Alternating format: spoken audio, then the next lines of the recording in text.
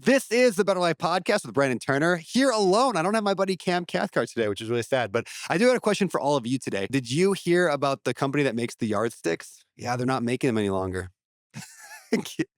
Get it? Takes a second. What's up, everyone? I'm so glad to have you here. Speaking of longer, this is one of our a little bit longer episode today with a couple of people that I absolutely adore. We have Matt and Anni Weir. You're going to hear a little bit more about how I know them and how Matt's been a big part of my life. We're going to hear their story about real estate, about the problems that they've solved, jumping into a larger property with their first deal. Pretty cool. And you're going to love, make sure you listen to the idea about the HELOC. There's like this cool mathematical home equity line of credit strategy that can get you to pay off your mortgage instead of 30 years down to like 3 years. It's wild. If you've never heard the strategy before, we're going to go deep into it today. Plus, we're going to dig into their backgrounds and their story and their trauma and their successes and all sorts of good stuff. It's an awesome show. I think you're going to love it. So without further ado, let's get to the episode with Matt and Anni Weir. Matt and Anni Weir, welcome to the podcast. So good to have you. Thank you. You guys, I want to start with a story.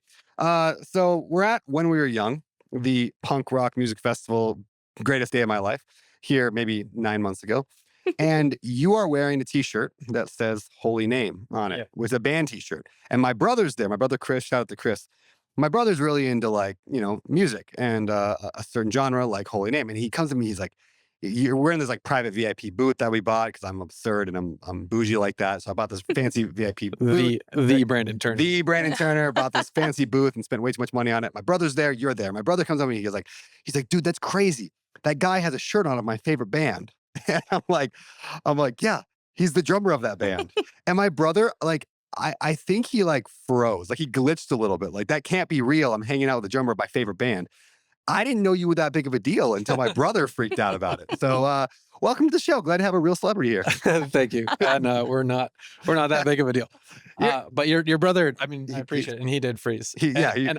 I was actually probably more frozen than him because it's so niche. I'm like, thank you. Yeah. I love I'm glad it. You like this. Well, so I know you guys as real estate investors. I know, Matt, you are a drummer you've been a part of several, popular, what do you call them?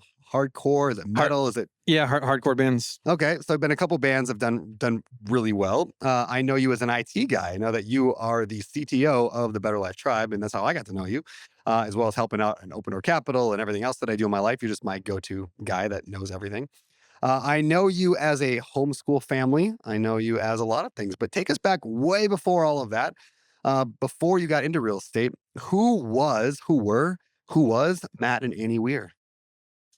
Go way back. Yeah. I think Annie had the best way to say this. Tell me if I mess it up. It was, we are scene kids from the Midwest turned entrepreneur. Is that right? Yes. Okay. Grew up going to shows. I personally, we both grew up in Michigan. I'm sorry. I know. Yeah, we got to the South as fast as possible. We did. And we've never returned. We do visit often, but I grew up on a dairy farm. Matt was a city slicker. And City of Michigan? The big city. Lansing, the big city of Lansing, I see, yeah. of all places. That's the capital, right? It is. It is, and I don't think anyone knows. No one knows that. I know that because in 4th grade, I was this champion of my class on knowing state capitals, and I had them all nailed. It should, yeah. Do you have a song for that? I did. Olympia, Washington, Salem, Oregon. So, yeah, we teach that one to our kids. Okay, good. Yeah. Anyway, okay. So you guys are Midwest kids. You met. How did that happen? Where'd you go? Where'd you meet? Oh, yeah. Well, that's a good question. So actually, this keeps playing right along with the scene kids. By the way, I don't know if everyone knows what a scene kid is. Okay, explain. Think you're what you picture when someone says emo. Yeah. Early 2000s, but they listen to heavier music. Okay. Maybe a little more dramatic in the hair situation too. Give me an example. Quite the swoop. What are some examples of bands you listened to back then? Man. What shows were you going? It'd be, let's see, Under Oath was always one of them. Chiodos. Alexis on Fire. Memphis Mayfire. Yeah. There's a lot. It's, scene kids, swoop hair, black hair. But also, Blink-182, sure. Brand New. Yeah. That kind of stuff too. Yeah. Absolutely. So anyways, we were at this music festival called Cornerstone. I remember that. Greatest. I never Good went, days. but I heard it was great. Oh, Amazing. It was great. So my old bands terrible bands. We did our best. Yes. We were playing at the festival there, and she was in the crowd watching my terrible band. She got one shot of me playing drums. Okay. She fell hell. This is all it took. She had no idea I had One no money. We just paid money to play, and we were terrible, but she didn't see any of that. She just saw, Actually, I was your sugar mama. Yeah. At that time. That's true. That is true. Actually, being in a band, I had zero money, $0, in a local band. And so she was living in Texas, which this is how we got down south. And she was working at this casino. So Annie, as far as I was concerned, was just absolutely loaded. Of course. If you work at a casino, you're loaded. Yeah, back in the day, it was great. Yeah. Before were you dealing cards or what were you doing? Yeah. Were you? Dealing cards. Do you still do that? I mean, I could, but no. If we played a poker game tonight, you could deal. And you should see her go. Wow. It's like really impressive. Okay. Really impressive. But on a more serious note, when we met there, all the joking aside, she really wasn't sold just on the drummer thing. I don't think it's what I tell myself. It was those arms. It was arms. I didn't really get those till later, I don't think. We both just had like this really strong like word from God that said like you're gonna marry each other. Like the day I met her. That's awesome. Which was terrifying. And then I were young, 18, 19. Yeah, I went home from that festival, and 2 weeks later, she flew me down to Texas because I had no money. See, sugar mama. Sugar mama, she wasn't kidding. And I never went back. That's awesome. Mm-hmm. How long did it take you to get married? 2 years. Okay. Yeah. 2 years. And actually, me playing music continued to just be me being a horrible person. 2 days after we got married, I left for tour for like 4 months. Oof. Yeah, that'll happen. And you didn't go with? Sorry. No, I had to work. You had to bring in the money so he could go play music with his friends. Somebody had to work. It gets better. It gets better. I got better. I promise. I believe it. All right. So let's fast forward to getting into the world of real estate investing. Where'd the idea even come from? Like, hey, we're going to get into real estate. Oh, man. I know mine. Do you know yours? Yeah. Do you want to go? I'm talking. For me, I grew up, I lived with an aunt and uncle for a while. And every evening they would go for a drive and they would let us go with them. And I just remember driving and getting to see like all these different houses. That was my favorite. That was actually why I went on the drive, because I loved looking at all the different architecture and houses. And so I would say I fell in love with real estate as a kid. And Matt and I got older and we got married. And then I learned about real estate investing. And I'm like, oh, you can make money doing that. Like something that I love. And then what book did you read? A book? Who was it? I don't know if you mean like the very, very first one. Like the Shaolin. For sale, the Shaolin. There was some, I don't know if you've heard this guy. It was like Fitzpatrick or something like that. Like the Shaolin master. Yeah. That's how he talked. He did. It was like these like We're going to have to find a clip. We have to find the pull up the clip, Jamie. Yeah. I don't know. No, you have to see it.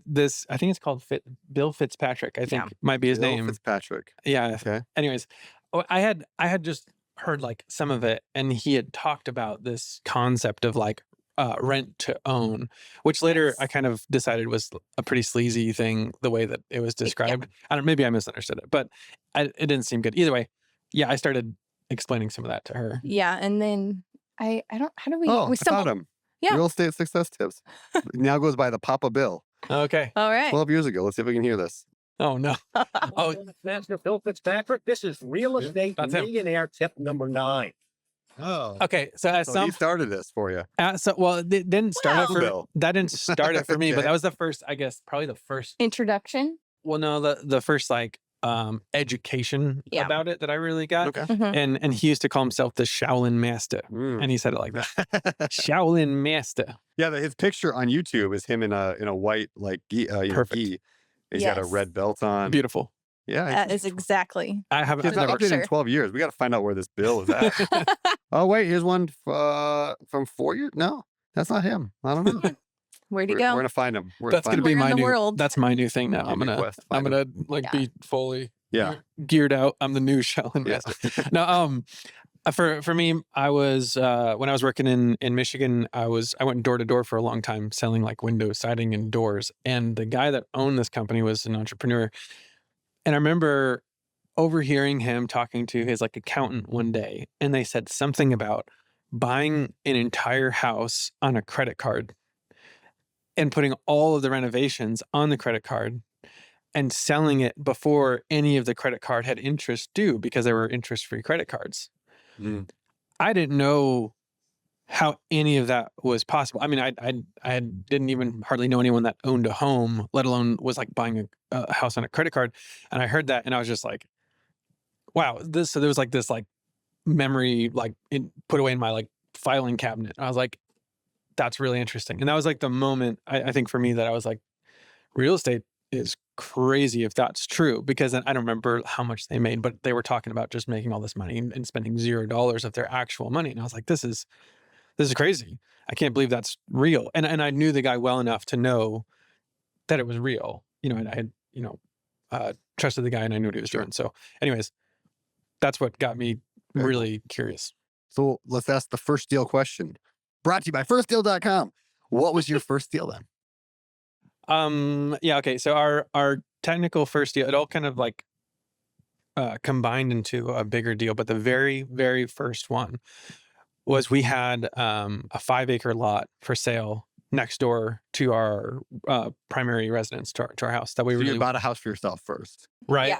Right. Sure, So okay. is that not Sure. No, you don't. that's the first If deal. that's not an investment, then we don't count it. Okay. Yeah. Fine. So we bought our we had our own house that we had finally purchased. There was 5 acres next door we really wanted, and by this point we had just been listening to Bigger Pockets a whole bunch. Oh, look at that. Yeah. With yours truly. Wow. Yeah, by Yours the way, truly. This is great. We'll get into that more, but Yeah. for sure, Okay. for sure, just like For real. honestly, for real, Mhm. like everything that we actually like applicable knowledge. Because while Bill Fitzpatrick was maybe the first like official like guru or something that Yeah. I don't know, you're the one that actually gave us applicable knowledge Mhm. that actually made us start. Formulate a plan and get started. So thank you. Thank you. That's good to Seriously. hear. I love it. Seriously. Did not know that. Yep. Yeah. And so I don't remember, I can't remember what it was that made us like think for this. But anyways, I had just heard at some point on Bigger Pockets when we talked about like the power of just like having cash and making an offer for just the price that you want to pay, buying at a value. And it was like going through my head over and over, like you make money when you buy, you make money when you buy. And that just kind of gave me the confidence to like see potential in this piece of land next to me, because I knew that it had just been sitting there vacant for so long. And I knew that the property values in the area were going crazy. So one day I just looked up the property values in the area of some comps, which was, I did a terrible job for sure, because I didn't know very much. So I was probably like, looking at ridiculous comps that weren't accurate, but I was like, oh my gosh, this land next to me might be worth like $100,000. And it's been sitting for so long, I bet he'd take it, for not much. So I got his number and I just called him and I said, hey man, I have $30,000 cash and I really want to buy that land. I can give this to you tomorrow. 5 acres. 5 acres. Mhm. Do you want to do it? And he was like, I might want, yeah, actually I might be interested in that. That'd probably be, well, let me think about it.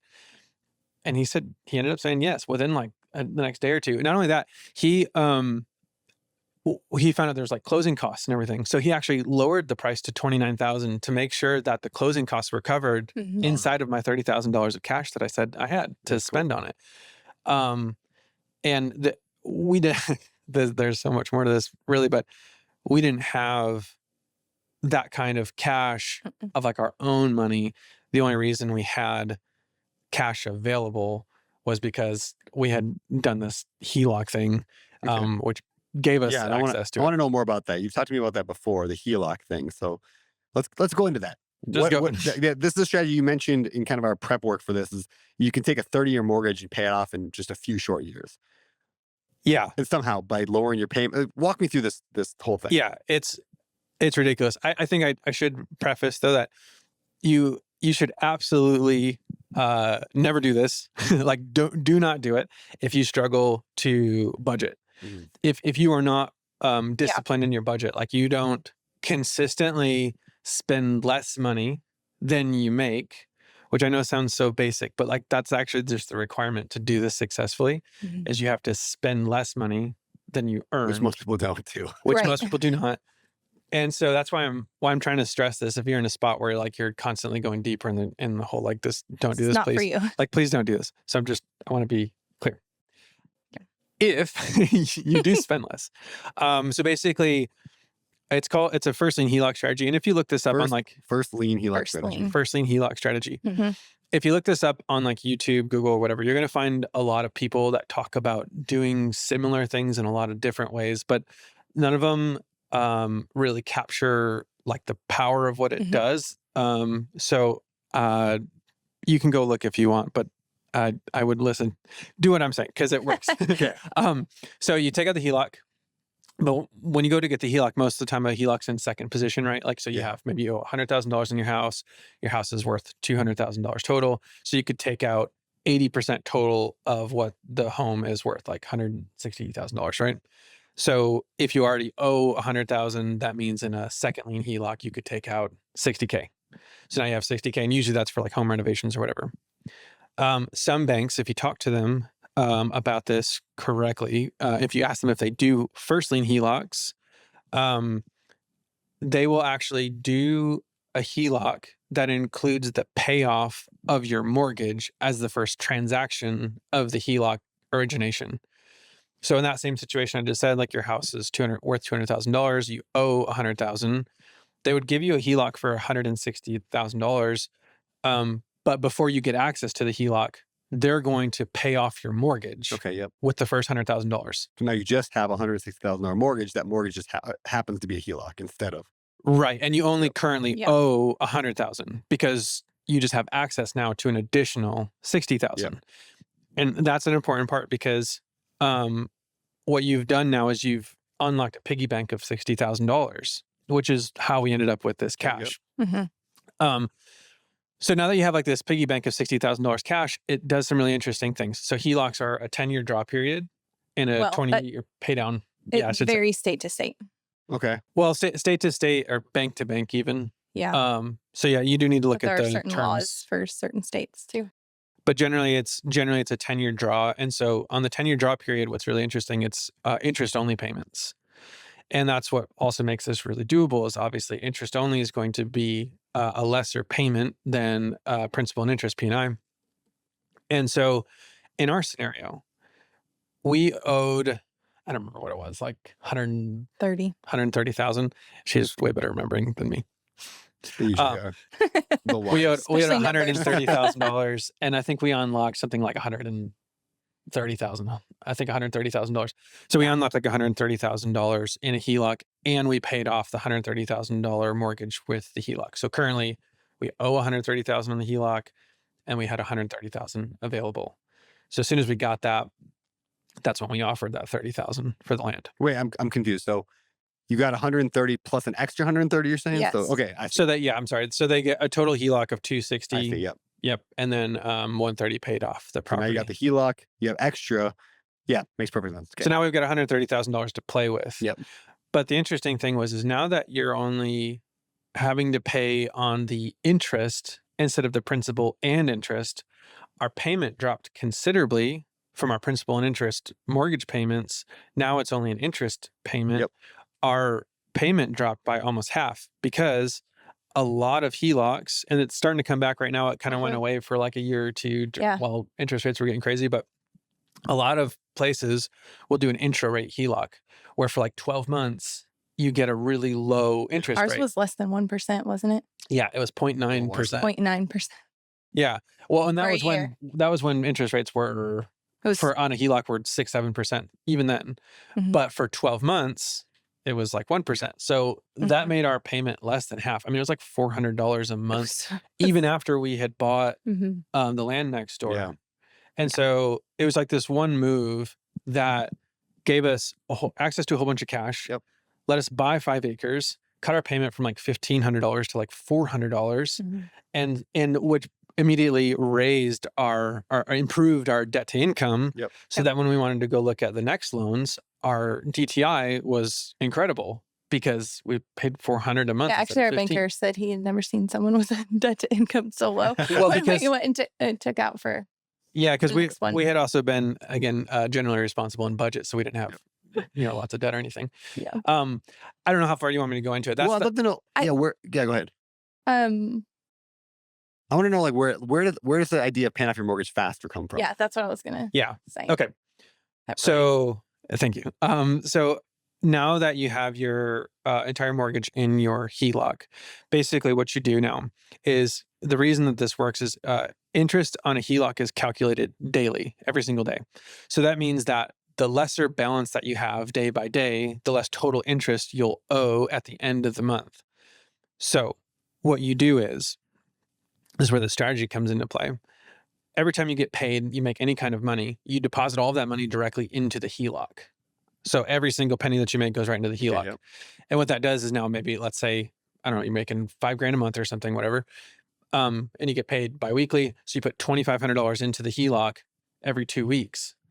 Now, when you get to the end of the month, you've put in $5,000 into the HELOC, but the payment on the HELOC was, in our case, $400. So our HELOC was $4,600 less than it had been the previous month. Okay, yep.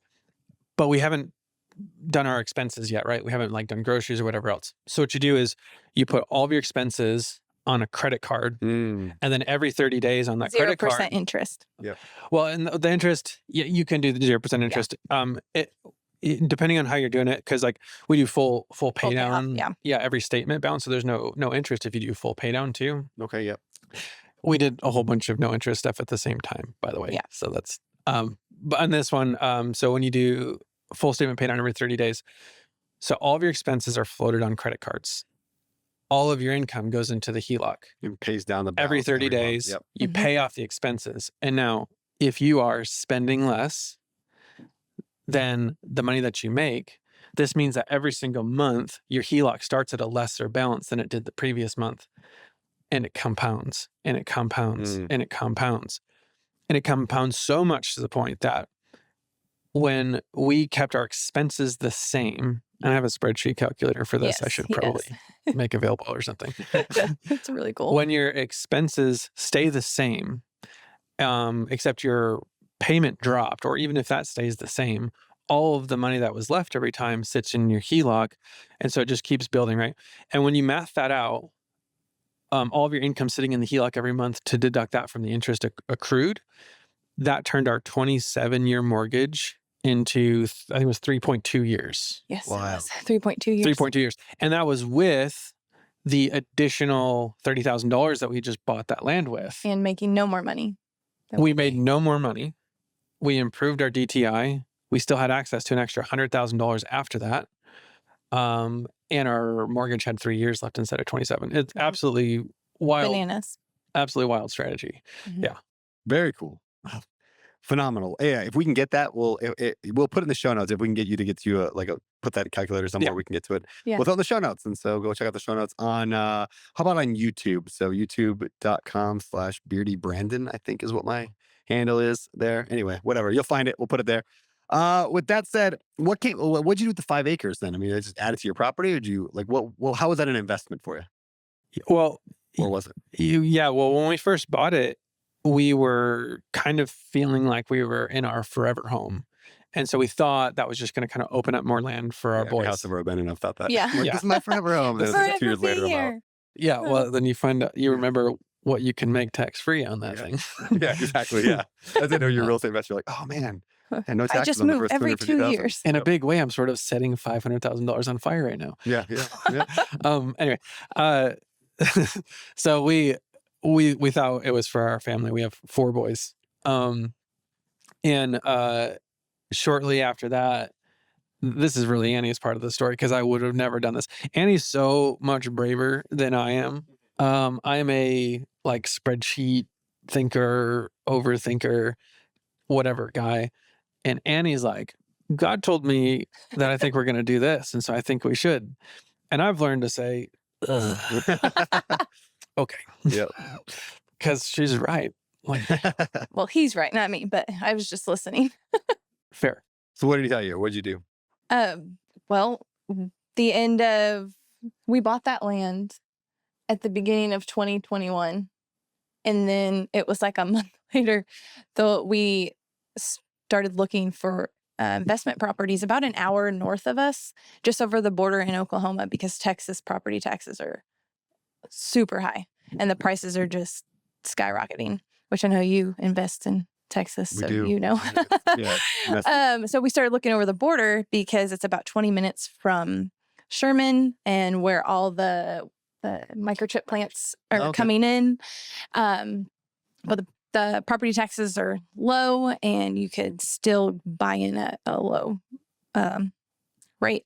And so we found... I was just going to say, the property taxes were so extremely less, just like 10 minutes over the border, that when we were looking at single family rentals, the difference in monthly property tax payments were like $200 to $300. Yeah. Which is like the entire amount that would justify a decent rental usually in cash flow. So it's not a small amount. Yeah. Sorry. So I just started looking in Durant because I just felt like that was like the Lord just told me to look there. And we found, it was on the MLS. We found a 12-unit property that's completely uninhabitable. And we got it under contract, even though we were the backup offer. It was technically already under contract. And just to fast forward, we're in the area a lot, and I'm there every day because he has a 9-to-5 and I am GC in the project, which I had never done before. Learned a lot of lessons. And the Lord told me to move to Durant, Oklahoma. And we had dinner one night and I look at him and I was like, we're supposed to move to Durant, Oklahoma, of all places. And we both were like, oh, I don't know about that. Literally. Well, and I don't know, something about Texas. You love Texas. Yeah. And something about like Texas versus like when you live in Texas and someone says Oklahoma, I don't know why. If you're from Texas, you'll know. You go like, unless it's like Broken Bow, I guess. Broken Bow, everyone knows. Yeah, everybody loves Broken Bow. But Oklahoma, it gets a bad rap, but we love it there. Okay. So you got this 12. What did you pay for it? We paid $420,000 for the 12-unit. Wow. And what was the plan? Like, how'd you finance it? How'd you GC it? What was the plan there? We did bank financing. Okay. We got a commercial loan. Okay. It is technically 4 separate buildings, but it was all in one tax roll. So it's like interesting properties. We're hoping to do residential just for lower interest rates, but we weren't able to. So we rolled it into a commercial deal, 5%. Interest-only payments for the first year during construction. So you use a HELOC then for the down payment? Yes, we did that. We used our HELOC as a down payment, and we had to put 25% down because it was risky. Yep. Being first-time real estate investors, the bank was really investing more in us than the property. Sure. But it was risky, and so they wanted more money down. And then we had a partner put in money on that deal too to help us finance it. Yeah, I think that sums up. Yeah, so it was like our first investment property ever. 12 unit. It was 12. Yeah, that's uninhabitable. Great idea. Yeah, completely zero rented, 12 unit. That's not common for first timers. Do you recommend that? I mean, for other people looking at it, was it a good jump in the deep end, learn how to swim?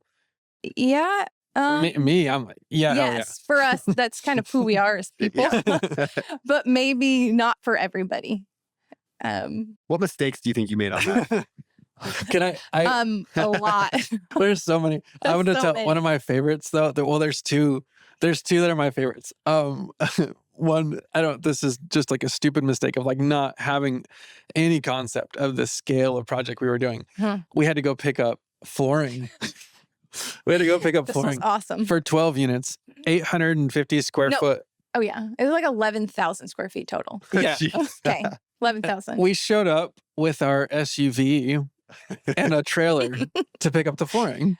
And the guys at the place were like, no, that's not going to work. That's not. I'm like, not even one pallet? Well, we can just do some of it. And he's like, there's what was it, 6 pallets or something? Yeah. And we're like, I'm like, well, how much? I don't know. How much do they weigh? And I don't even remember what it was, but he was like, we will snap that in half. I can't do it. And I'm like, let me see him.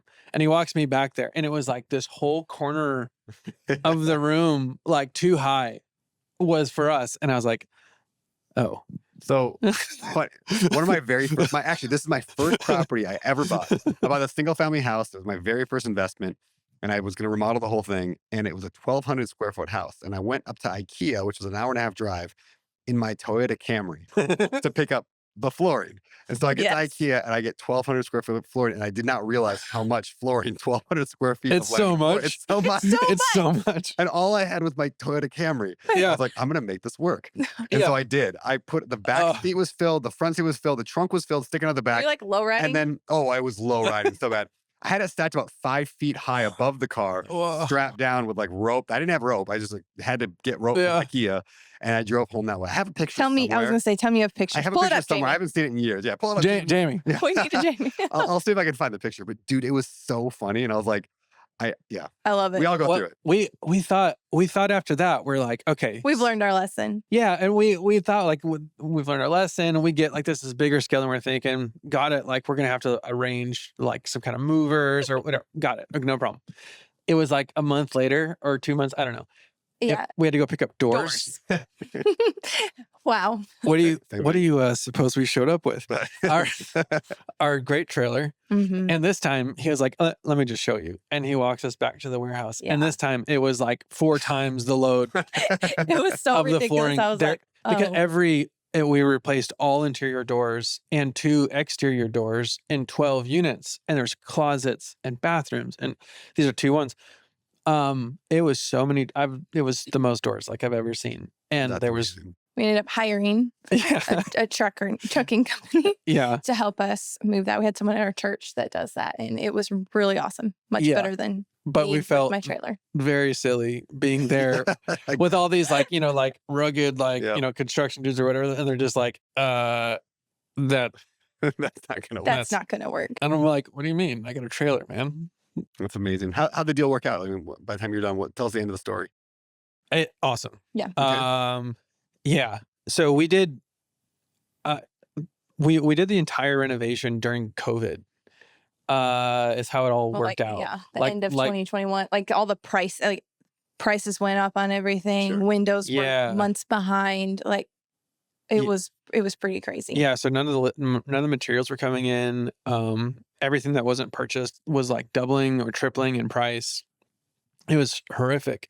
Which had we been experienced, maybe we would have thought to order ahead of time. Yep. We also discovered a massive water issue where one of the, or I guess like 2 of the units were not just like sort of flooding. It was not disclosed. Not disclosed. Never. It would be like what, like 4 or 5 inches, 6 inches of water in the entire floor of the entire thing. There's more. We had to like regrade, put up retaining walls. None of that was in the budget. Drains. None of that was in the budget. Of course, and we'd never done that either. But like despite all that, we ended up having to go back, and I always think this is important to like say, because I feel like sometimes you just hear the end and it feels so good and you're like, see, like I could do this, but like you forget it sort of sucks. Like it sort of really, really sucks in the moment because you're like out of money. We ran out of money twice. We had to go back and ask the bank for it. Oh yeah. We asked the bank for like, at one point it was like 50K more, 60K more. 60K more. 60K more. And we're like, this is more than enough. Like we got this. It wasn't enough at all. Not even close. And then we had to go get like another 90 more. 90 more after that. And they did it. Yeah. And we did finish it. That one we did private. Okay. That one we did a private loan, because at this point we're like terrified to go back to the bank. This is the guy that like gave us like, his trust, right? Yep. And we're like, oh my gosh, we're just failing this guy. We can't go back. Like we just have to get it finished. Figure it out. And he'll be proud of us or whatever. Like this this banker. Hey, that he believes in us now. He does. Because we did get it done. But anyway, so it was a 420K purchase. The original rehab budget was $350. $350. We ended up spending $5. So all in, it was like, I don't remember. That's like 900K somewhere in there. Yeah. And we owe like 7, and those are for sale right now for a little over 1.5. Oh really? Mm-hmm. Yeah, you're selling it. Yep.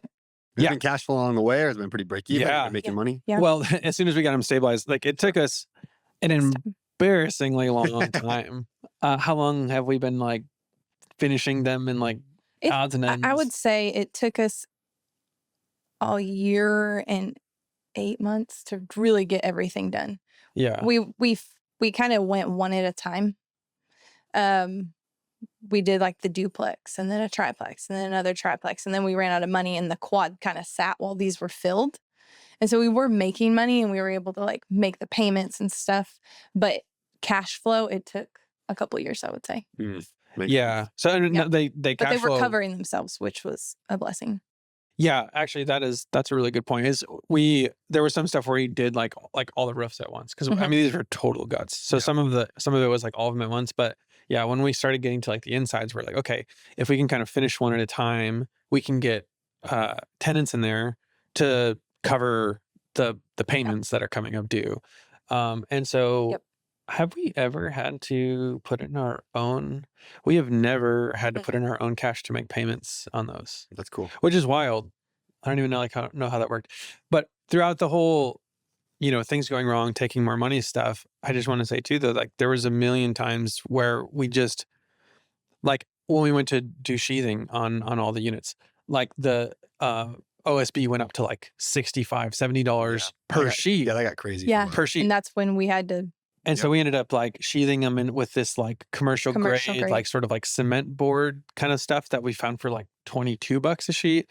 And so there was all kinds of changes throughout the whole thing where we like had to like get really creative, find other labor, find other stuff, because there was just not enough money. And we had to tell a bunch of people that gave us bids, no, like, just having like a budget down and saying. Well, that's one of the reasons that I ended up GCing the project, was we couldn't afford a general contractor that was experienced. Yeah. How did you feel that went as a woman? Like, did you get talked down to it all? Or do you feel like it was just fine? Like, I would say there was both sides. Okay.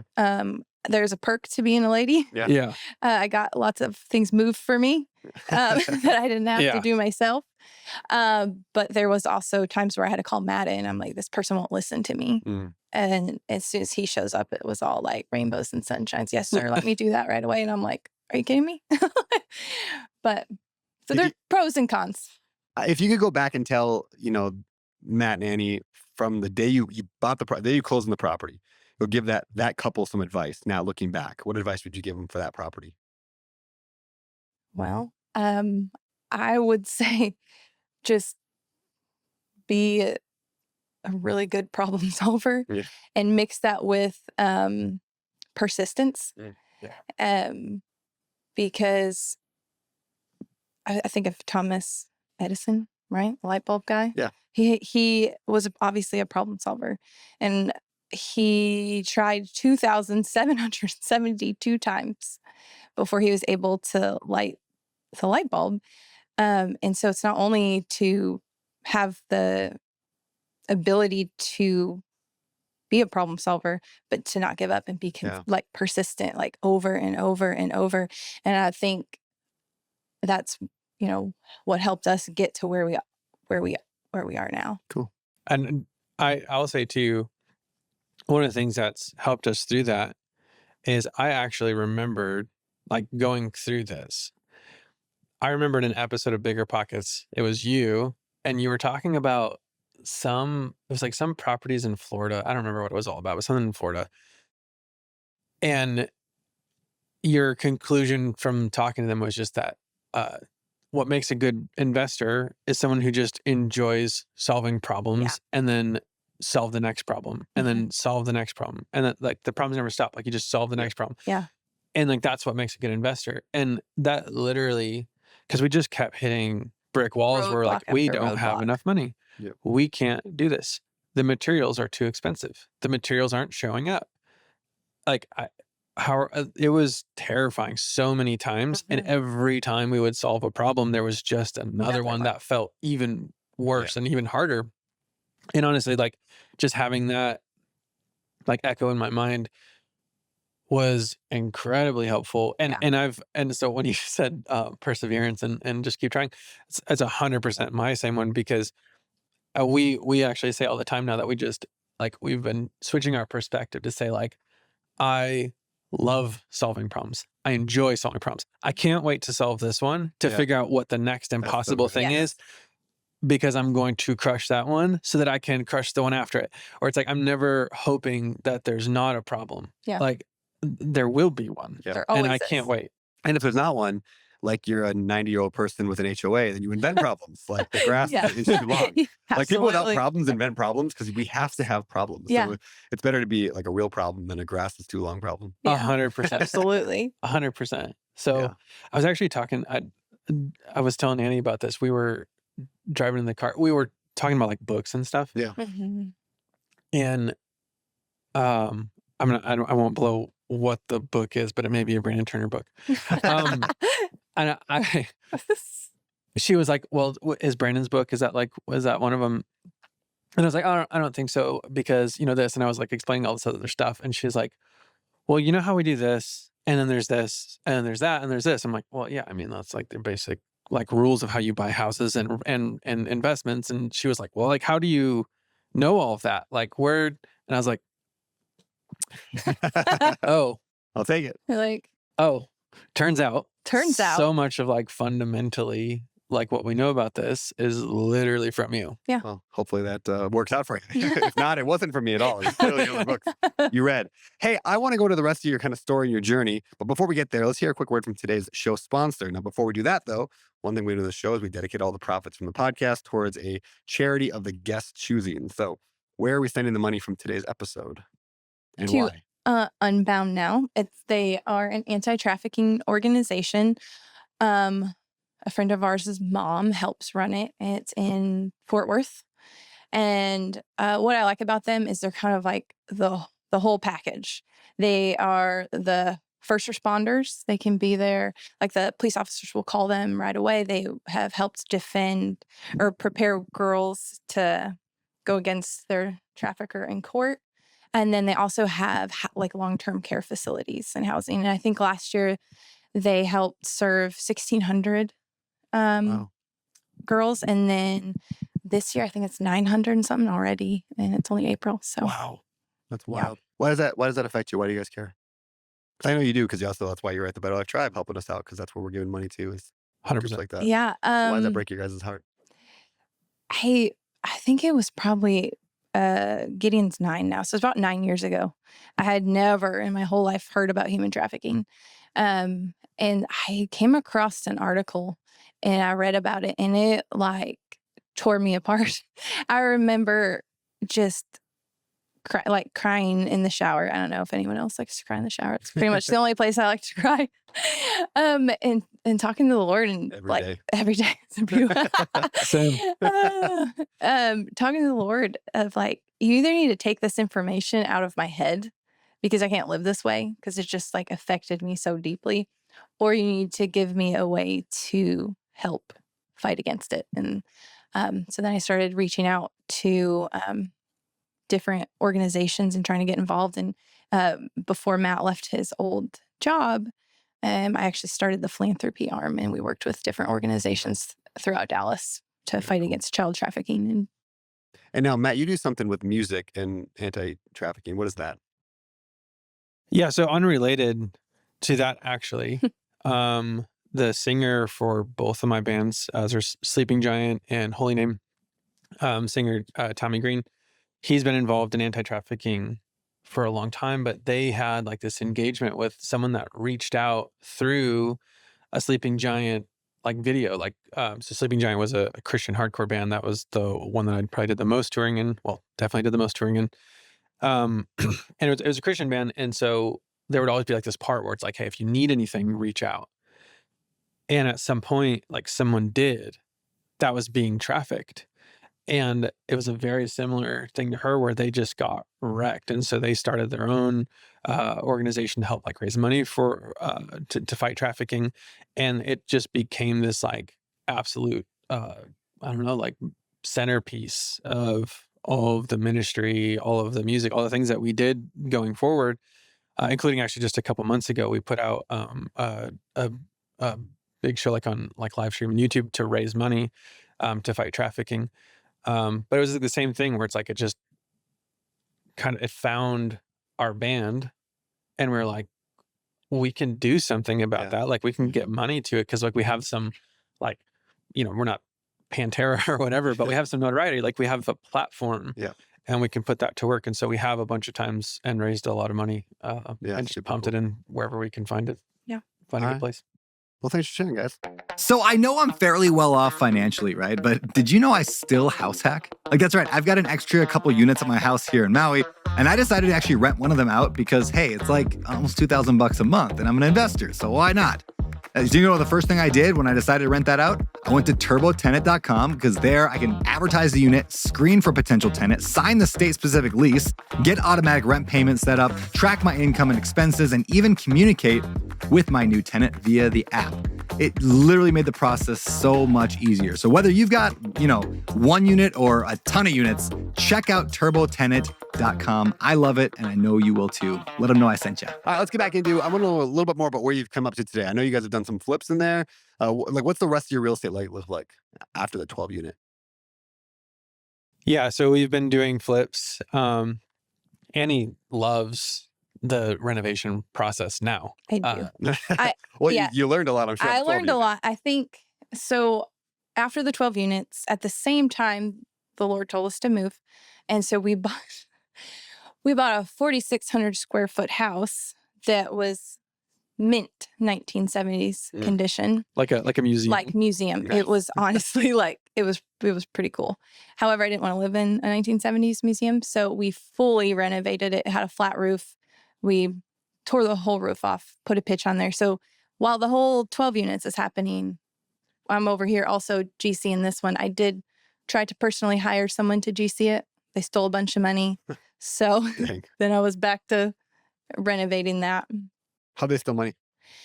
Well, because it was during that process of COVID, we needed to order all materials up front. We learned that from the 12 units so that we didn't get behind schedule.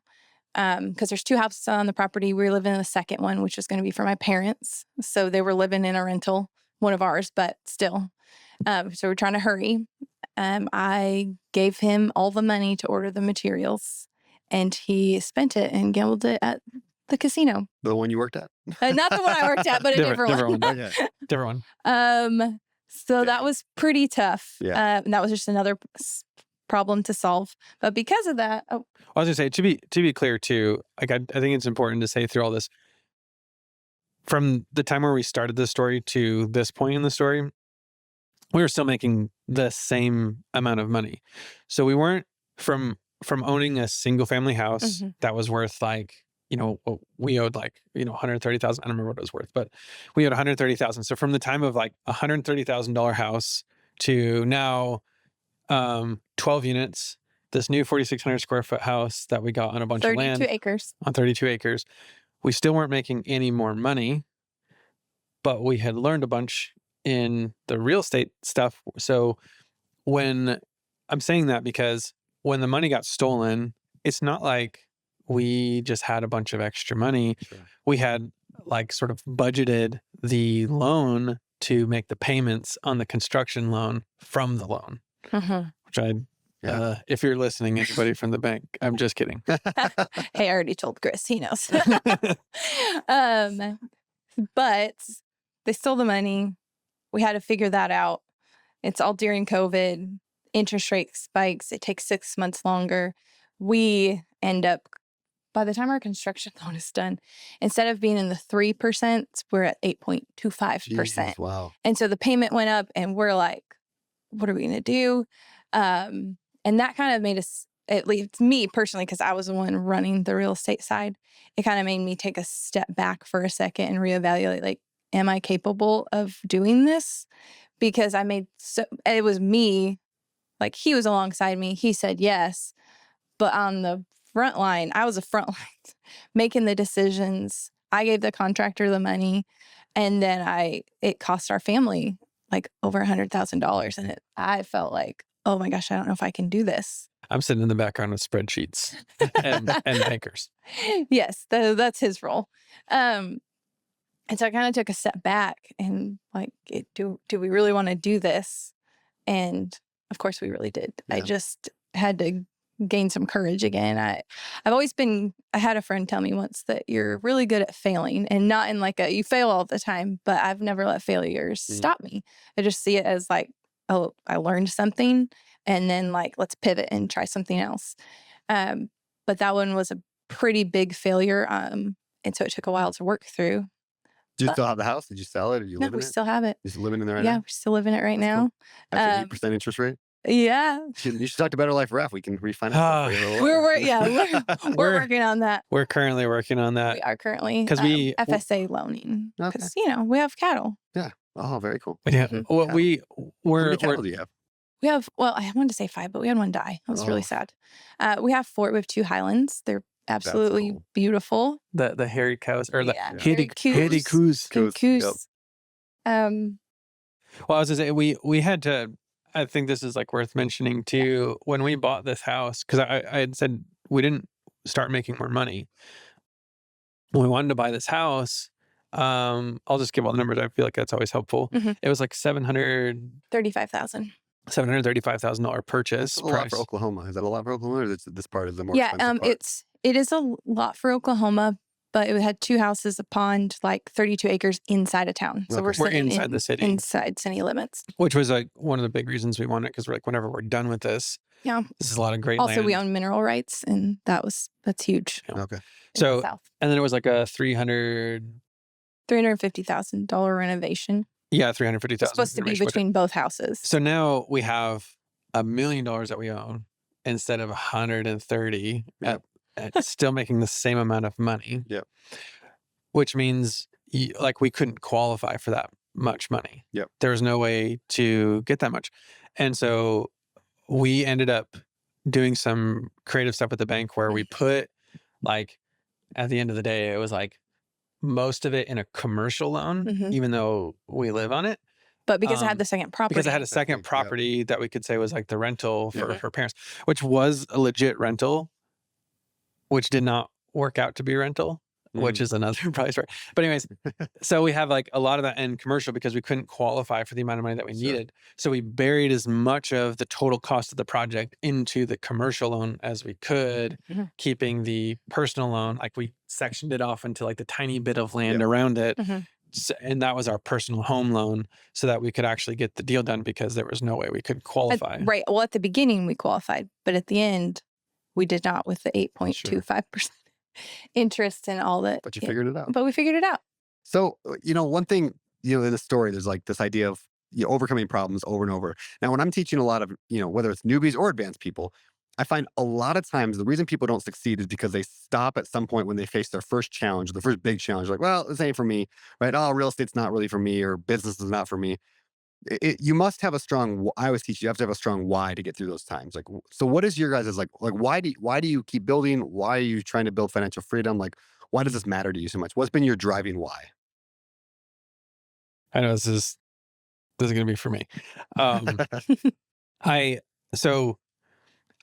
ever want to get too sob story. So I'll just say like that none of this is like my why has to do with basically a pretty terrible childhood. So while I don't like to do like excuses or sob stories for why things is, I do think it's important to know like circumstances that you can come out of. And for me, when I was growing up, it was really tough, and there was a lot of times where people stepped in that really like made it possible for us to survive. Like me and my siblings, I have 6 siblings. There's a lot of us. And when we were growing up, there was periods of time, sometimes long periods of time, where we didn't have food in the house, where we didn't even have electricity. Sometimes we didn't even have water. Like I remember like my brother like cutting himself really badly, and we couldn't clean it out because we didn't have running water, and we like had to like run. Almost like cut the whole tip of his finger off, right? Yeah. Well, and we also didn't have phones or phone lines active. And so his like finger like got cut off, and our parents wouldn't be home for weeks at a time. And so we're like running to neighbor's house, like trying to get a finger cleaned up and maybe like call an ambulance. Yeah. And there was just so many times of this where it's like, the only thing that kept us going was several days into basically, we're like, oh, well, there's no more groceries. There would be a bag of groceries that like showed up. Maybe it was from a neighbor, because it turns out like, I mean, as an adult now, I can see it, that they had to be like extremely concerned. But it would be maybe for someone from church where, food would show up, or someone would like pay an electric bill. And I, looking back, I can see, just people having some extra means or extra resources like come in and like help where, legitimately help is needed. I mean, it's not like we're a bunch of kids. It's not like there was anything we could do to like really make that better, which we didn't know. We didn't even know how much that was like not normal, because it was just our lives, right? So it's like we were outside. There was like 7 of us. We're outside playing until like 2 a.m, like every night, 3 a.m, whatever, by ourselves in the ghetto. I mean, like the street over from us was like highest murders per capita. Wow. Like in like the country for a long time where we're at. It was, very, dangerous spot.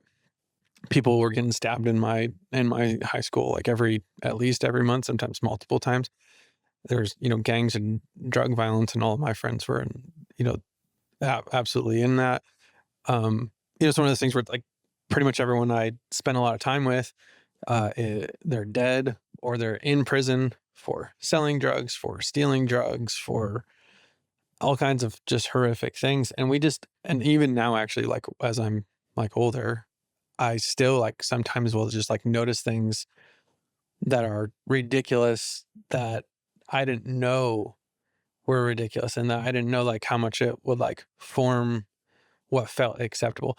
Like I I remember like I had seen, and I know this is terrible, but I know there's other people that deal with it, so it's worth saying.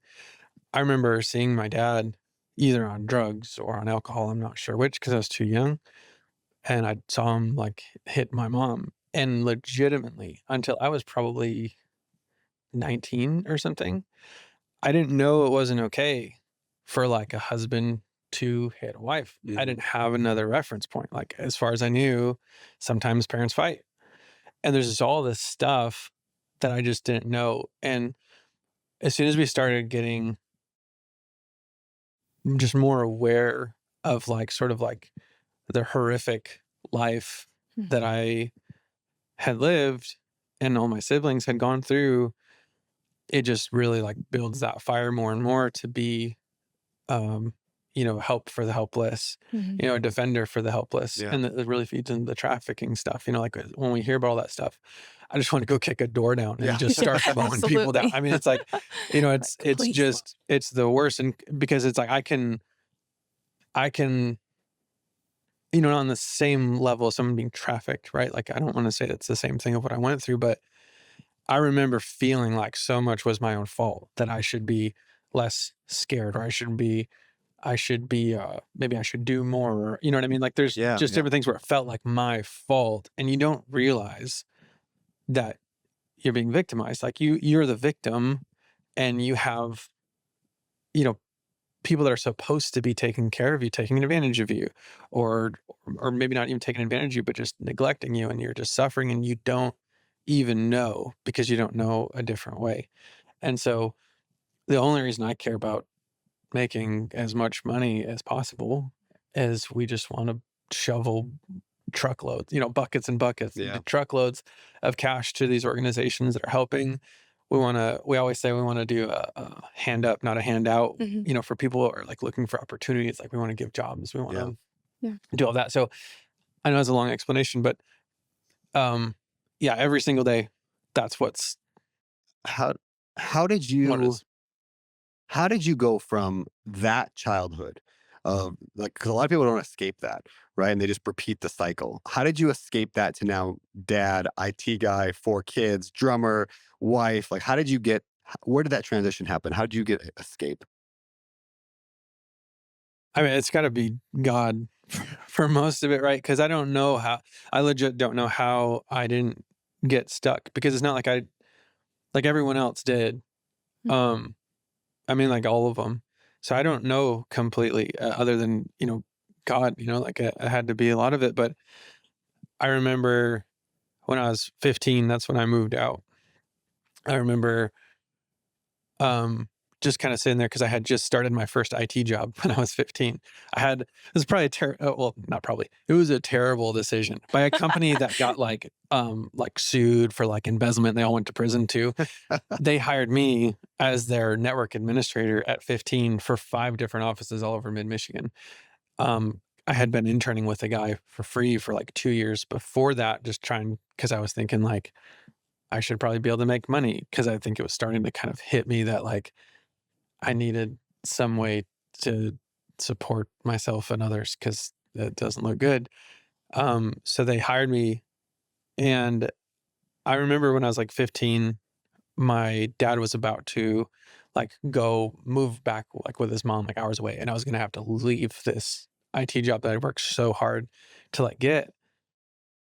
And I remember having this like realization of like, no one's coming to save you. Like nobody is going to do this for you. Like no one can, not only can like no one do this for you, no one's like coming to save you, but it's like you also like, you could just choose to not go with. You could just choose to do whatever you want to do. You could just step out and just start doing stuff right now and just take control if you wanted to. I just remember having like this realization, almost like this like out of body experience, like looking at my situation instead of like in my situation. Mm-hmm. And I was just like, I'm not going to go. And so I didn't. And so I moved out when I was 15. And that really kind of took me out of that whole circle.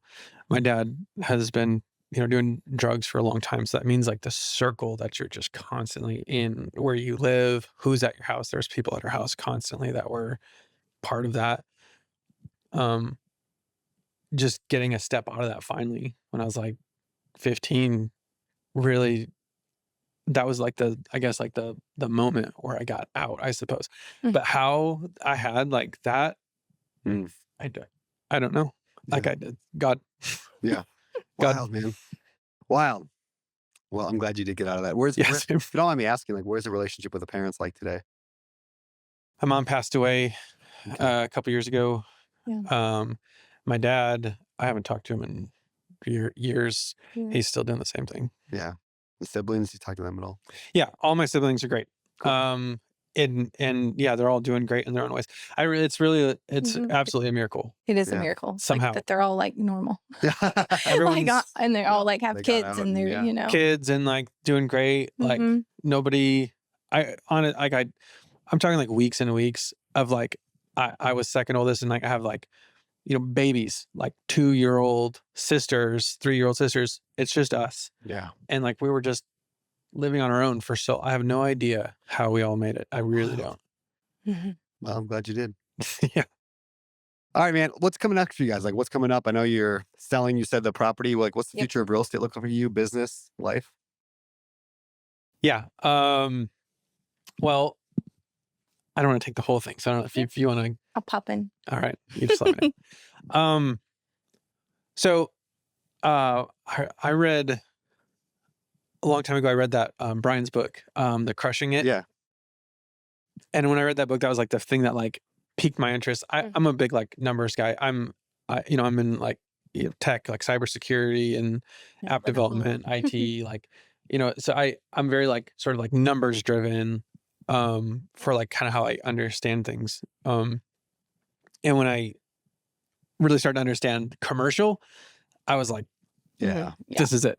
This is it. Like, this makes so much more sense. Like there's so much less feeling around this thing. Yep. It's like, it's math and it's a business.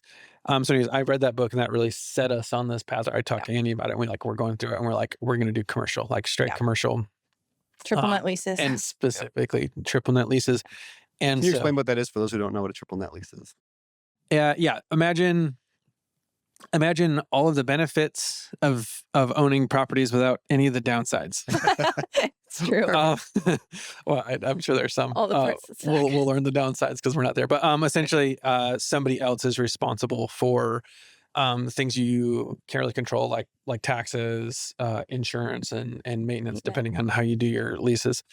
So it's like all this like really difficult for me. Like we had decided we're not going to invest in Texas, for example, because like property taxes and insurance there is so crazy. Yeah. Mm-hmm. But then we had like this realization. We're like, oh, wait a second. That doesn't take it out of the running for triple net because that's somebody else's problem. Now, maybe that affects like your total rent, obviously, but, or like, how much someone will pay. But that's what's next for us is we're selling everything. We hired a business coach. We hired a coach to walk us through the commercial deals.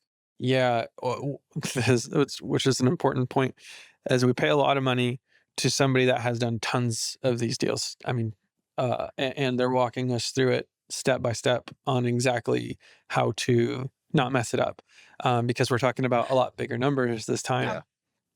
And we've learned the value of paying to learn instead of suffering to learn when you can. That way better. Yeah, you can pay out of stress and early gray hair and a lot of pain and lost money, or you can pay somebody to help you kind of figure it out. Yep. How do you know, though, you picked the right person to help you? Because there's a lot of charlatans out there. It's true. It's a really good point. We had a relationship for a long time. So he's actually kind of a big deal. He's got some multiple books. Multiple books. Yeah. So we had joined his mastermind a long time ago in the day. Yeah. And so we've just been associated with him and like talked to him for years at this point. And for us, like one of the biggest things when hiring a coach wasn't like, yes, you make millions of dollars, but what's your character like? Yep. Who are you? Because I care more about the character than I do about the sum of money. Like, obviously, we want money so that we can funnel it in to help people, but I don't want to build the wrong foundation. Yeah, for sure. Yeah, and so the Annie's always going to be better at remembering the things that actually matter than me. I'm like, math. No. You're so smart, babe. Well, I love that you say the character point, though, because like whenever people like, I mean, like y'all know, everybody knows, like when you think of different gurus that are out there, and you say, oh, I would love to have that life. I want a helicopter, or I want a jet, or I want that, like them on the beach with their, 3 hot wives, or whatever you like the thing is. You have to like ask, like, do you really want, like, you don't necessarily get to pick and choose when you go real deep with someone. In other words, you become like the people you associate with and the people that you pay to learn from. Yes. And so you look at their whole life.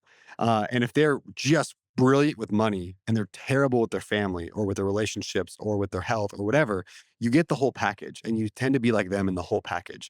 It's why, like, ultimately you put anybody, I mean, church pastors or leaders of, business, you put them on a pedestal and like they all suck. And so like, if you idolize people too much, you end up just, falling on that as well. So you look at their whole character. And I love that you said that. That's brilliant. Yeah. It's like all the money in the world is meaningless if you lost your soul. Yep. Yeah, we actually, before we hired a coach, we played this fun game where we were trying to see if we were on the same page. And we've gone to like, conferences and summits and stuff like that. And someone would step on stage and it'd be like a minute in. And I'm like, would you hire them? and we'd both be like, no. It's like, you just, I don't know. Yeah, the you get character like this, thing. You get it's like intuition, something Holy like Spirit. Yeah. So we did it all the time. Or actually it got to the point where we would be listening to someone like talk for a while. Cause it's like, you also kind of need to be in person. It like, doesn't seem to work like on like YouTube or something. Yeah. So she would lean over and be like, nope. And I'd be like, yeah, no way. No way. I don't know. Yeah. It was just a fun game. I don't know. So what type of triple net do you want to buy? Ooh. What's your ideal right now? So we still have to figure this out, but what we're leaning to so far is probably medical. Okay. At the very least, I want to focus on something that can't be where the physical location can't be taken away. Okay. It's like AI isn't going to fill your cavities over a screen anytime soon, right? Or do surgery in your home anytime soon. Broken arm. Yeah, like there's some places where you just have to go. So we're trying to really focus on the sorts of buildings and tenants and leases that require them to stay in a physical location. We're also building the flipping side out, which we've done several, so that we have cash injection to keep rolling with the commercial side of things. That's smart. Yeah, and I think that's like just like a general thing we've learned, which I don't know, maybe people are just way better at real estate than us, even though we have like plenty. Yes, I know that there plenty are. Yeah. while we have cash flow like from those like 12 units and we can get cash flow from other things and we get how that works. The amount of cash flow you can get from those versus like the amount of like time and energy like spent to get that cash flow is so it's a terrible trade-off for us, at least. It's been a horrible trade-off, like to try to have our cash flow be in real estate. And so we've really switched this focus to where we're focusing all of our cash flow from like the tech side, which is my business. Yep. And we're dumping all of as much cash as we can into like the long-term hold commercial, which includes flips and as much overflow. Money, private equity. Yeah. Using private money as well. Yeah, I just want to say, cause like cash flow has just been having like enough money to go originate loans, I guess, like having like the down payment. Yep. Even when you do like a private money loan, like now you have payments on private money. And so it's like, I have really high payments. And so this has been like this act that we've been figuring out for a long time. And yeah, so far we're like, you can make a lot more cash a lot faster if you're just good at something in a business. I'm a big believer in that for sure. Like just, dive into something you're really, really good at. Now, maybe that's flipping houses, could be wholesaling, but it could be starting a dog walking business or an IT consulting thing. Yep. It's like you pick the thing you can make a bunch of money at, then dump the money into real estate. Yes. Yeah, back in 2012, when you could buy a house for $12, like it was a little different story. It was different. Yeah. And there's ways to hustle, and today in the real estate world, there's things like, rent by the room strategy or Airbnb. Yeah. But again, those are all businesses. Exactly. Assisted living, business. Like that's the money is in business today. That's what we you hit figured on the out. head. And because we've been talking about that a lot, where it's like, are we trying to be investors, or are we trying to like invest in businesses? So it's like self-storage, running a business, the Airbnb, I'm running a business. Yep. So it's like, do you want to run a business in like the thing that you buy, or is this like pure investment and then you have like cash flow business? And that's where we've landed, where it's like pure investment, long-term, like equity beats cash flow every day.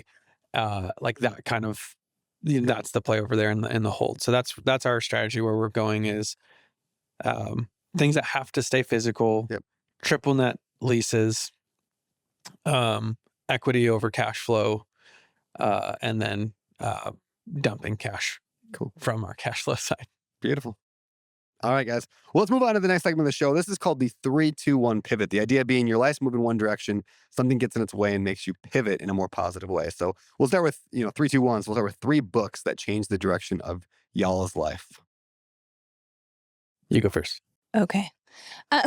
Well, as we said, one of your books was the catalyst for our building the foundation for our real estate journey, and that would be the book on rental property investing. Awesome. My best-selling book. Your best-selling. It was great. And your book on property management. That was a great book. Yeah, Heather wrote most of that. So I know. I heard. She's pretty great. She's pretty great. Yeah. And then the second book, that was like our book together that changed. And for me personally, joint book, personally mine would be Outliers. Okay. I've never read it. Oh. I've not read a single Malcolm Gladwell book. Isn't that weird? Yeah. He's one of the most important business authors in the world. It's one of those things like once you don't read it for a long time, I'm like digging in. I should just read them. You just read it. It seemed like it doesn't feel like a business book. It is the story of success. And they ask the question of what makes someone successful. Is it pure talent, or are there other driving factors? And as someone who didn't grow up and start playing drums at 19 months old, or my brother, he's a phenomenal singer-songwriter. I didn't grow up with I would say a tangible talent, or something that the world would say like, oh, wow, you're a phenomenal singer, or you play drums like that, or any of that. It inspired me that success is more than talent. And that if I work hard enough, if I seek opportunities, that I could be extraordinary too. Cool. Love that.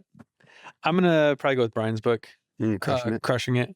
Yeah. Cause I was trying to think of like books that kind of like did like a, like you said, like the pivot, like really like set that one. Once I read that, I was like, commercial, easy. Cool. No question. That's Crushing It in Apartments and Commercial Real Estate by Brian Murray, my business partner at Open Door Capital.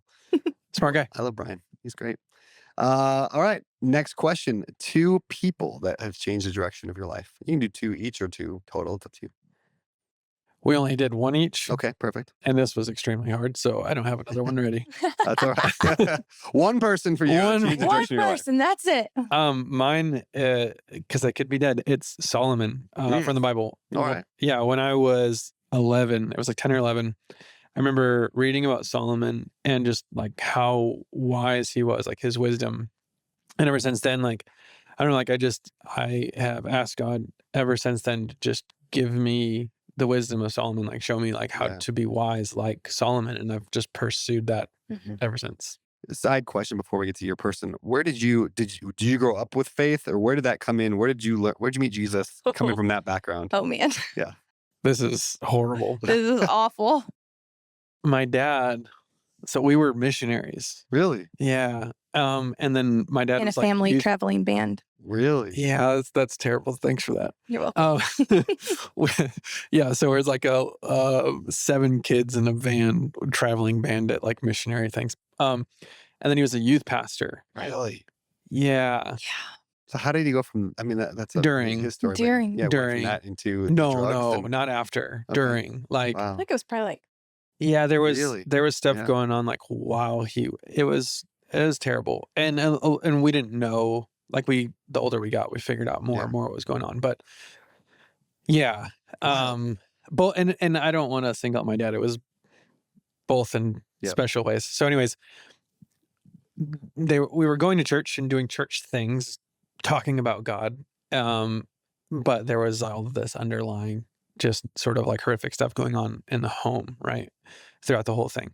So I was technically raised in church. So I knew a lot of like head knowledge about church. I didn't have any idea what actual God looked like until probably, I mean, really like when I met Annie. Annie like made me a lot better, and literally always. And especially when I started touring with Sleeping Giant.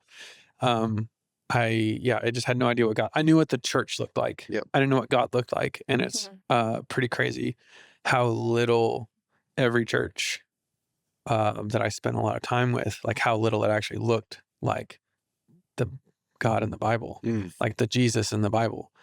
And once I figured that out, I liked Jesus and God a lot more. Yeah. And it made a lot more sense. Makes sense. All right, pivot person for you. You didn't know I was going to do this, but it would actually be my husband. Now he's like, dang it, I should have He's said like, dang it. Yeah. That's why I let him go Well, I kind of first. did. So he would. Yep. I kind of did. Hey, you did highlight me. You did. I did make you better. That's what you said. Well, it's the whole, you said it earlier. You're the 5 people you hang out with the most, and your spouse is no exception. I met him when I was young. I was a mess, dealing with childhood traumas and with an eating disorder. Really? Oh yeah. Like in and out of hospitals younger. Yes. So I was emotionally a mess. I don't think I could really even like have a disagreement. Like I felt like anytime we didn't agree on something, like he was yelling at me or fighting, I would just shut down. I wasn't, to be clear. He wasn't. Well, to we be did clear. talk about this. Everybody thinks you're yelling at them all the time. That's we talked actually about that at dinner the other night when you're at a restaurant. Every waiter just thinks you're yelling at them. That's I have true. Can I get some more water? Calm down, sir. Calm down. something about my face. I don't know. You just look scary. Yeah, apparently. I'm not mad. Yeah. But he just, I don't know, hearing his story and what he came out of, and just seeing that he was a completely, like, you can just choose that whole saying of, I'm an alcoholic because my dad was, or I'm not an alcoholic because my dad was. Yeah. It's like you have a choice. You can choose who you want to be. And that inspired me that I can choose. Like, I don't have to let my childhood trauma affect who my future self is. I can choose to just be a better person. And he makes me a better person every day. He's taught me to be a better communicator, to love people. I don't know. I always tell people this. I don't know if I've told you this, but I'm like, if I could be one person other than myself, I would be Matt, because I look up to him so much. That's awesome. I love it. Okay. You guys are cute. All right. One quote. What's one quote that's pivoted your life, changed your life? It's a good one. Yeah, we got that. It's prepare in the natural for the supernatural. which means to non-Christian. I think whether you're Christian or not, I think everyone could acknowledge that there's some force like outside of like your own physical self, right? Whether you want to get nerdy about quantum things or whatever, there's something else. But just the concept that what you can do yourself has limitation. And at some point, like the universe or God or whatever it is for you has to come into play, but you also can't sit around. Mm-hmm. So there's this trade-off where it's like, I am going to do absolutely everything that I can in the natural, in my own work and what I can do in myself and things around me. But then I have this like recognition and respect that I am nothing without God, and that like, and I don't have achievements or anything that are without God. And so we can work as hard as we want, but we have this spot where we stop because it's God. He asked us to be hard workers, but not to be hard workers without him. Yeah. Perfect. All right. Past, present, future. We'll start with the past. What advice would you give your, let's call it 20-year-old selves? Ooh, I got mine. Do you have yours? No. Okay. How's the quote go? Great things are just a series of small things compiled together. I think that was Vincent van Gogh. But I was always, my younger self was such an all or nothing. If I couldn't work out for 2 hours a day, I wasn't going to work out at all.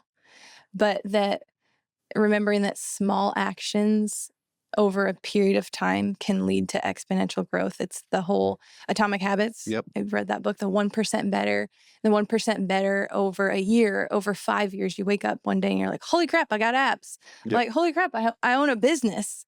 And just understanding that at a younger age, I sometimes think like, where could I be if I'd understood that sooner? Yeah.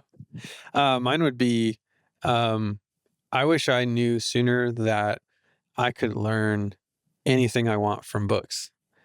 It just didn't hit me for the longest time.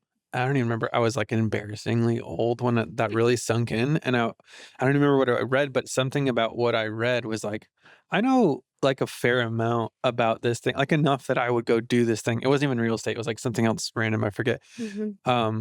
If I would have known that like a solid amount of time earlier, I could have saved myself so much like needless self-research and struggle. So I remember Tim Ferriss once said, I think it was in the 4-Hour Work Week, he talked about if you want to like in the 4-Hour Work Week, about building like an online business or whatever. But he said, if you want to like do like a training program and like teach people online, and his point was, you can go to Amazon, find the top 4 books on that topic, read it, and you're in the top 10% of that field just by reading 4 books. And 100%. That blew my mind when I read that. Like, that's totally true. Like, so awesome. Yeah, you read a few books and you're instantly more knowledgeable than most people who are even in that field. I agree. And this happens to me in tech all the time. I'll just spend some dedicated time of a couple days in a topic and then go talk to somebody about it that does the thing. And I'm like, most of it. You don't you don't know anything. You don't know much about this. I don't so think. Funny. That's so funny. All right. So let's go present. What is something you've done in the last year that's just giving you a better life? Something you're currently working on. Could be a habit or trait, routine. That's tough. I didn't prepare for that one. What do you got? Well, we've talked about it. Well, they kind of go into tandem. Okay. Having more fun, because we tend to be, I love fun. It actually helps me be creative. So it's not like but I can just work and work. And we both can be that way. And the Lord told us that we need to have more fun. And so we get away every quarter, whether that's as a family or in us individually or as together. We try to get away and just unplug and have fun. And at the end of every year, starting, I don't know, a couple years ago, you kind of really inspired this of getting together at the end of the year, goal setting, preparing your next year, and just getting in sync. So good.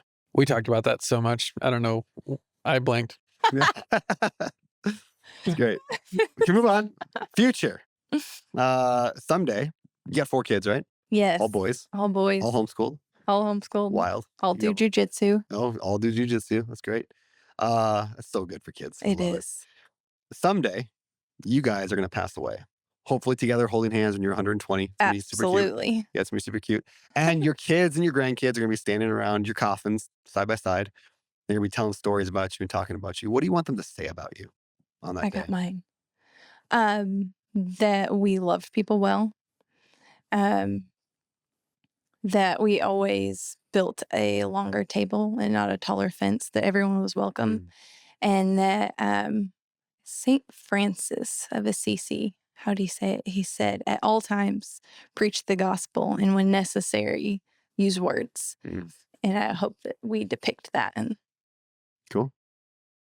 That last one is like on the head, because I just, I want to be preaching the gospel in everything that we do at all times, and I really want our kids to do that too. Yeah. And I also, I hope that I hope that it comes through the whole like defense for the defenseless, like help for the helpless. Like that's just such a huge thing that I just want them to know and see every day and take on.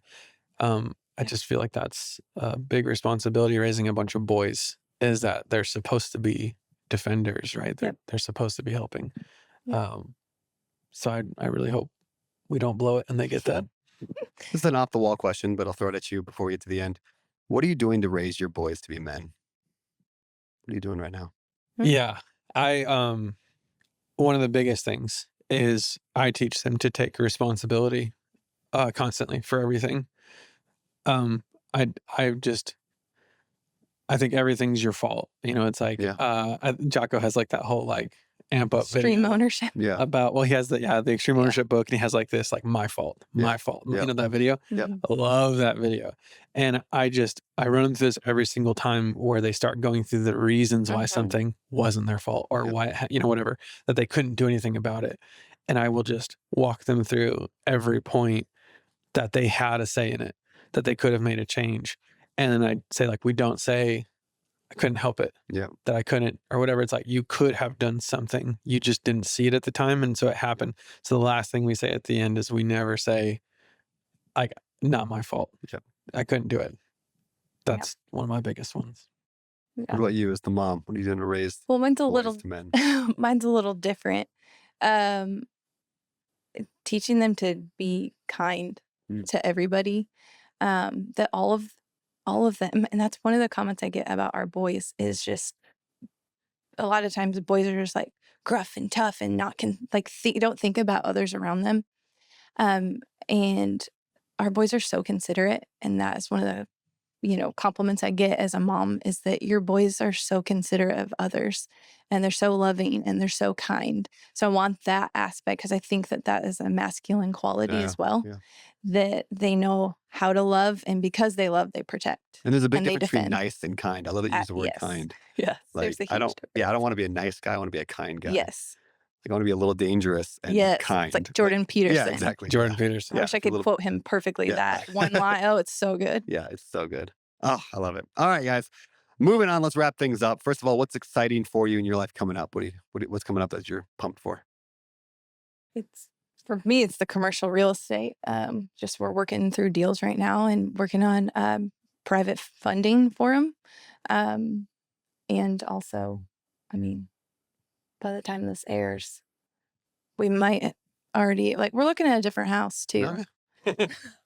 Cool. It's we're in our new forever home. We're in our new a little over 2 years. Yeah. 2 years. It happens.